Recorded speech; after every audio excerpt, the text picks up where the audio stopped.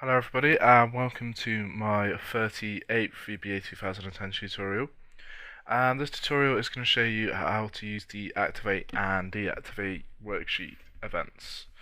So these are the events that will activate when you move on to or off of the sheet, so to speak. So when we're in sheet 3 and we click on home, then that's when that event's going to activate, and then when we click back off of it, that's when the deactivate one is going to activate.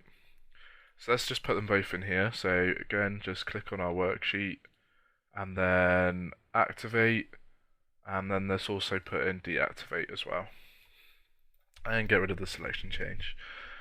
And then now we can just use these quite simply. So let's just put in for worksheet activate message box, welcome to the worksheets. Hope you enjoy your stay. And then in our deactivate one, let's just put another one, say message box. So I hope to see you again soon.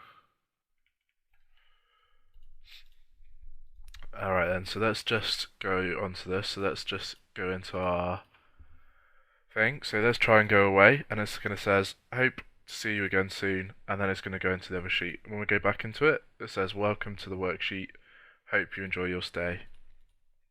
So very simply, you can use these to do whatever you want to do when they come onto the worksheet or when they go away from it. So you can put some validation on to check whether they filled it in right when they try to click off of it and go onto the next sheet, or you can when they activate it, you could highlight a certain area that they need to look at first or something like that.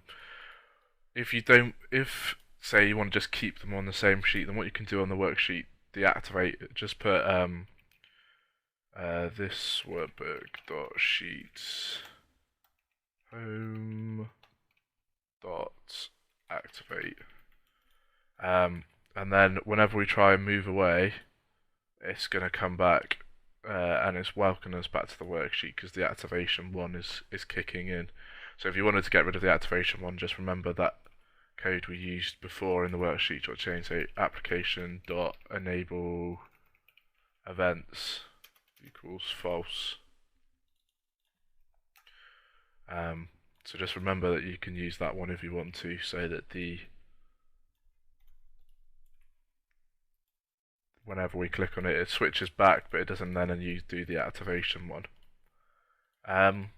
So that's it for this tutorial, very quick one, only a couple of minutes long. So thanks for listening, and I hope to catch you in the next tutorial when I'm going to start going into workbook events.